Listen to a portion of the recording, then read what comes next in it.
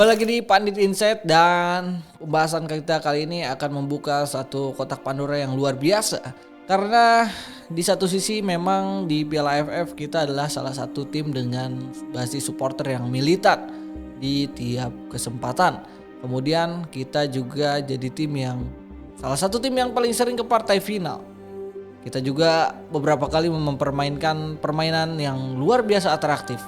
Sangat indah dan juga mengesankan. Tapi sayangnya dari 6 kali kita bermain di partai final, kita nggak pernah menggunakan mahkota atau mengangkat piala. Dan itu yang bikin lemari trofi kita dari Piala AFF masih kosong. Sementara negara-negara tetangga sudah pamer piala-piala baru, Vietnam, Malaysia, apalagi Thailand. Skuad Garuda justru mengemban beban sejarah yang luar biasa berat sebagai spesialis nomor 2. Ya, itu dia 6 kali berhasil tampil di final, 6 kali pula kita dipaksa tertunduk, dipaksa menangis, dipaksa menelan pil pahit sebagai juara 2. Rentetan kegagalan beruntun yang terjadi selama hampir 3 dekade ini menjadi sebuah hantu psikologis yang menakutkan bagi setiap generasi baru timnas Indonesia. Federasi biasanya menyederhanakan masalah besar ini dengan dalih nasib sial, faktor non teknis, ketiadaan Dewi Fortuna atau takdir yang belum berpihak pada bumi Nusantara. Padahal kalau kita mau menepikan ego sejenak dan membedah rekaman pertandingan secara dingin dari kacamata taktis, ada benang merah kesalahan sistemik yang terus berulang dari tahun ke tahun, di mana organisasi permainan kita selalu mendadak gembos, kehilangan bentuk terbaiknya, dan juga mengalami kepanikan massal begitu memasuki atmosfer tekanan tinggi di partai puncak. Kita selalu kehabisan bensin di saat-saat dimana satu detik kelengahan bisa berakibat hancurnya mimpi satu bangsa. Nah, sejarah mencatat siklus kejadian yang menyakitkan ini itu sudah tercatat sejak era awal milenium, yaitu tahun 2000-an. Saat kita diajar habis-habisan oleh permainan modern dan juga kolektivitas lawan. Berlanjut ke drama adu penalti yang menguras air mata di tahun 2002. Tragedi patah kaki bakat terbesar kita di 2004. Kemudian anomali sabotase laser Bukit Jalil dan juga teori Alphard 2010, juga runtuhnya skuad darurat 2016 hingga pembantaian taktis angkatan muda di edisi 2020 kemarin. Setiap edisi memiliki cerita tragisnya masing-masing, namun esensinya tetaplah sama. Kita selalu gagal mengontrol ego bertanding, kalah kedalaman skuad pelapis, dan juga kedodoran menjaga kedisiplinan di menit-menit krusial babak kedua. Namun di tengah berjalannya turnamen Piala AFF 2026, ada angin perubahan besar yang berembus di dalam skuad asuhan John Herman. Sebuah revolusi senyap yang berpotensi memutus total rantai kekutukan sejarah ini. Kita tentu menolak percaya pada kutukan atau mistis-mistis lain kayak dukun-dukun dan lain-lain ya guys. Karena sepak bola itu ilmu pasti. Nah, biar kita nggak amnesia dan juga bisa belajar dari beragam kesalahan dan juga kekalahan kita di musim-musim lalu atau tahun-tahun yang lalu. Yuk kita ceritakan kembali, kita coba cek kembali kronologisnya bagaimana kita kalah dan seperti apa kita kalah di tahun-tahun sebelumnya.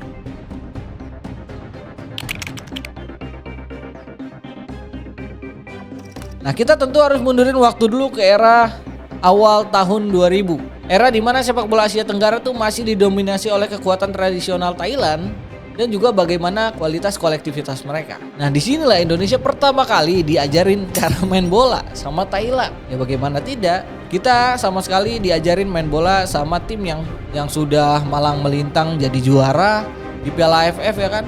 Sering tampil di partai final juga. Pada Piala AFF edisi tahun 2000, skuad Garuda yang kala itu ditukangi oleh Nandar Iskandar sebenarnya datang ke Bangkok dengan rasa percaya diri tinggi karena diperkuat materi pemain yang sangat mewah. Dianggap sebagai salah satu generasi emas terbaik kita. Diisi oleh nama-nama legendaris seperti Kurniawan Dwi Yulianto atau Sikurus, Bima Sakti hingga Gendut Doni. Namun begitu peluit babak final dibunyikan di Stadion Raja Mangala, lini belakang kita langsung terkena shock mentality akibat agresivitas dan tingginya intensitas permainan cepat yang diperagakan oleh para pemain Thailand.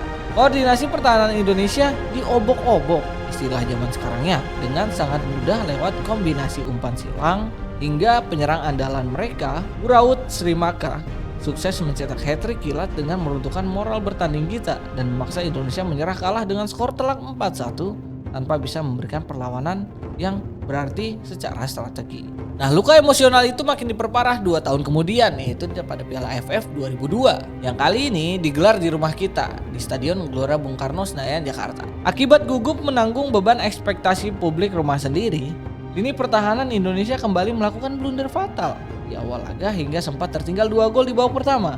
Sebelum akhirnya secara heroik berhasil menyamakan kedudukan menjadi 2-2 di babak kedua lewat gol Yaris Riyadi dan juga Gendut Doni yang memaksa laga berlanjut ke babak adu penalti yang kejam.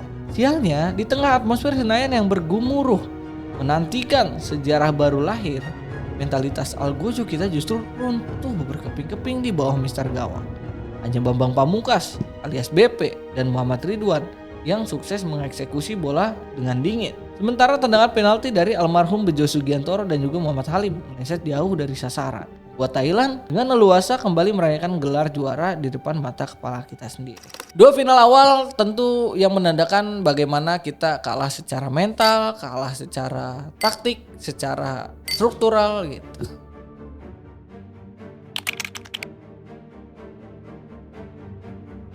Periode tahun 2004 dan juga 2010 tentu jadi tahun dimana atmosfer sepak bola tuh mulai tinggi-tinggi tuh, apalagi di 2010 tuh mulai mencapai puncaknya tuh. Karena permainan timnas tuh bukan hanya menang-menang tapi juga mempermainkan sepak bola yang cukup atraktif dan cukup enak dilihat saat itu. Bahkan Indonesia di tahun 2010 tuh sempat ngalahin Thailand loh. Ya kan 2-1 lewat gol penalti ya Bambang Pamungkas. Beberapa pengamat juga bahkan mengunggulkan Indonesia menjadi juara dari beberapa Piala AFF itu 2004 dan juga 2010. Namun sayangnya kegagalannya adalah bagaimana cara meredam provokasi lawan, menjaga emosi kita tetap jernih di tengah intensitas laga yang cukup tinggi. Pada Piala AFF 2004, Indonesia tampil sebagai mesin gol yang sangat menakutkan di bawah asuhan pelatih asal Inggris Peter Witze yang sukses mengombinasikan gaya bertenaga dengan ledakan performa bocah ajaib berusia 18 tahun asal Papua, Solosa. Namun di laga final leg pertama melawan Singapura di GBK, pelatih lawan Radojko Avramovic sudah membaca bahwa membiarkan Boas bergerak bebas adalah sebuah bunuh diri, sehingga dia menginstruksikan barisan pertahanannya untuk menerapkan strategi Grendel fisik yang sangat keras sejak menit pertama. Pedaka pun akhirnya pecah ketika kaki Boas akhirnya dipatahkan lewat tackle horor Baihaki Kaizan pada menit ke-27. Hilangnya sang motor serangan utama membuat moral bertanding skuad Garuda langsung gembos seketika, karena kita nggak siap dengan rencana cadangan.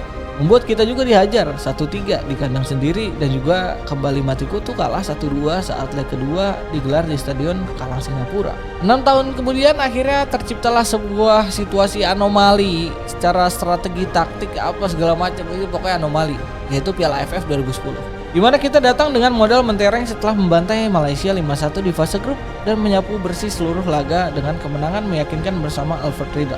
Sayangnya, keperkasaan itu mendadak lenyap tanpa sisa saat melakoni leg pertama di Stadion Bukit Jalil.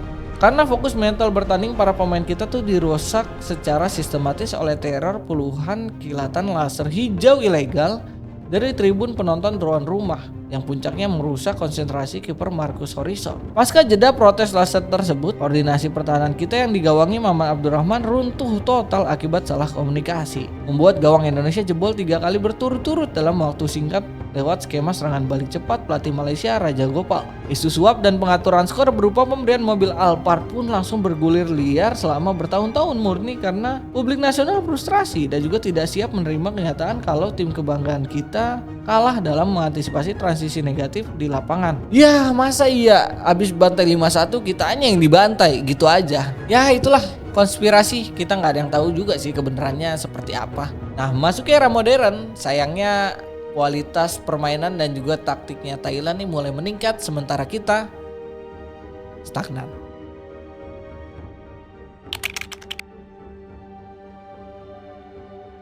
Dua final terakhir kita di Piala AFF pada tahun-tahun modern ini gitu ya, ketika sepak bola modern mulai marak dipertontonkan, itu menjadi sebuah pelajaran taktik yang luar biasa bagi timnas Indonesia dan juga memberikan pelajaran berupa pentingnya kedalaman skuad, pentingnya bahkan teknik dasar di pertandingan sepak bola ketika melawan tim yang secara kualitas tuh sedikit di atas kita.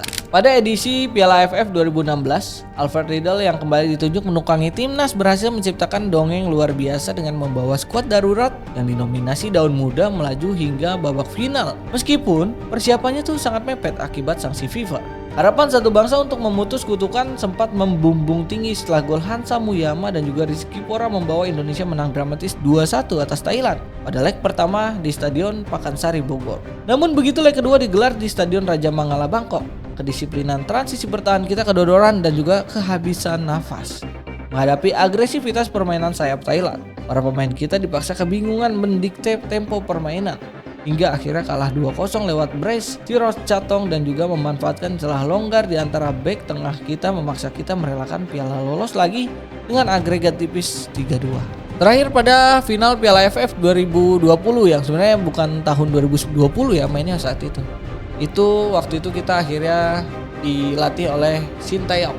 Yang saat itu Sintayong itu baru membuat fondasi baru ya dari potong generasi tuh kan, kebijakan potong generasinya melahirkan talenta-talenta kayak Nadeo, kayak Rizky Ridho, kayak Rahmat Irianto dan lain-lain tuh. Nah saat itu sekumpulan pemain muda potensial yang minim jam terbang internasional benar-benar diberikan pelajaran berharga oleh kematangannya Thailand, asuhan Alexander Polking. Di laga final leg pertama, skuad muda kita terkena high pressing ketat sejak awal, kalah dalam duel-duel fisik di lini tengah dan langsung dibantai telak 4 gol tanpa balas tanpa mampu mengembangkan strategi permainan menyerang yang menjadi ciri khas kita selama fase grup. Meskipun di leg kedua anak-anak asuh Sintayong berhasil menunjukkan mentalitas bertarung yang luar biasa dengan menahan imbang skor 2-2. Kekalahan agregat telak 6-2 memperlihatkan dengan sangat jelas bahwa kita ketertinggalan sangat jauh dalam aspek manajemen energi, manajemen kedewasaan taktik di laga besar, serta ketahanan fisik panjang turnamen. Nah dari 6 kekalahan tadi tentu kita belajar banyak hal guys, yaitu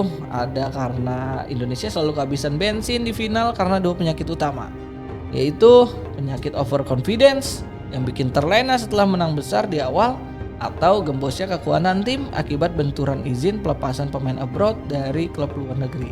Tapi di tengah tahun 2026 ini, 2 biang kerok itu resmi lenyap dari buku masalah kita.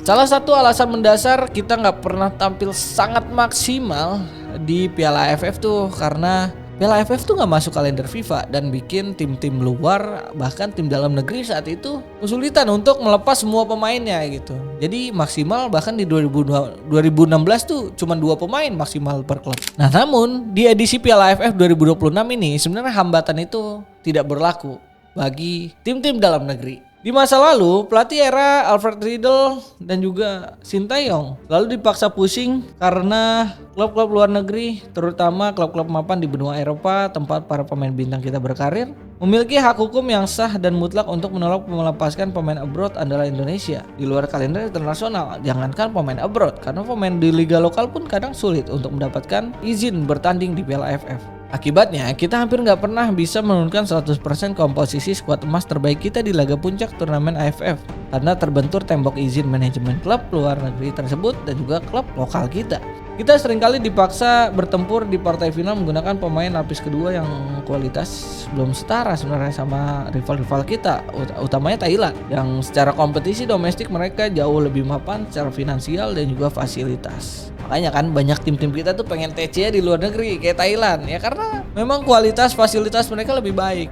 Nah hadirnya Piala AFF di tengah tahun ini membuat tim-tim liga lokal kita, apalagi karena ada FIFA Asian Cup nanti di akhir tahun yang sudah masuk kalender FIFA, jadinya lebih leluasa untuk melepas para pemainnya. Bahkan walaupun ada Piala Presiden, Persija, Persib, bahkan beberapa tim lain tuh ya udah dilepas aja gitu pemainnya kan. Jadi nggak perlu takut karena nggak ada liga yang berjalan saat ini. Kehilangan pemain pilar karena benturan regulasi klub sekarang sudah resmi jadi cerita yang nggak masuk lah. Walaupun memang beberapa pemain abroad kita nggak bisa tampil kayak Jay Izeh, kayak Kevin Dix, kayak Alvin Verdong. Ya itu karena timnas kan ini Piala AFF bukan masuk kalender FIFA. Jadi kita nggak perlu mengharapkan mereka. Sekarang akan masuk ke menu utama kita. Kenapa gelaran Piala AFF 2026 ini adalah saatnya kita jadi juara.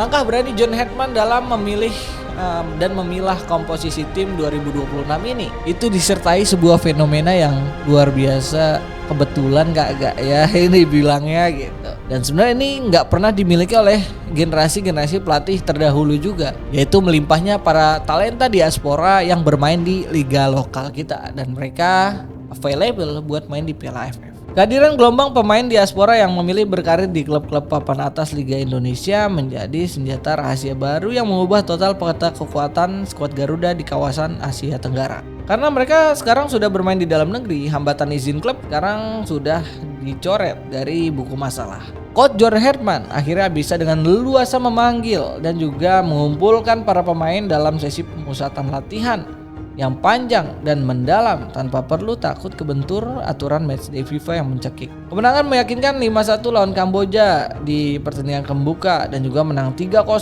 atas Timor Leste menjadi bukti bagaimana kematangan visi bermain Eropa dan juga ketenangan ball possession dan kedisiplinan posisi mampu berpadu sempurna dengan pemahaman kultur sepak bola lokal. Ya walaupun masih pertandingan awal ya kan, dan juga masih dalam tahap yang lawannya Kamboja dan Timor Leste, yang kita tanpa pemain diaspora ini pun ya tetap bisa menang besar harusnya di atas kertas.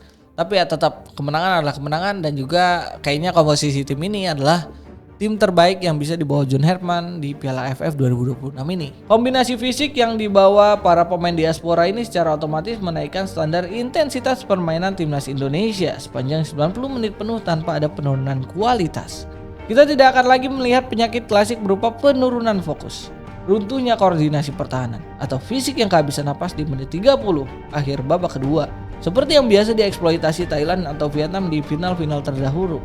Dengan kedalaman skuad yang merata dari lini belakang hingga lini depan, serta hilangnya trauma sejarah masa lalu pada mentalitas para pemain baru ini yang tidak peduli dengan mitos runner up edisi 2026, adalah momentum paling logis, paling matang, dan juga peluang paling terbuka bagi Indonesia untuk menghapus noda hitam spesialis nomor 2 untuk mengangkat trofi juara pertama kalinya dalam sejarah. Nah sekarang skuad udah lengkap, permainan di lapangan juga sudah terbukti lah di tangannya John Herdman gitu ya, cukup baik gitu ya, walaupun belum sempurna perfect 100%. Jadi sudah saatnya guys kita juara, bawa pulang piala itu ke Jakarta. Menurut kalian gimana guys? Ya PSSI juga udah bilang kan di episode sebelumnya bahwa Piala AFF ini adalah saatnya kita juara gitu. Targetnya ya juara, mau apa lagi gitu. Kita belum pernah juara di Piala AFF ini, jadi targetnya adalah juara. Dan menurut Pandit Football ini adalah saat yang tepat untuk juara. Menurut kalian gimana? Sampai jumpa di episode berikutnya. Dadah.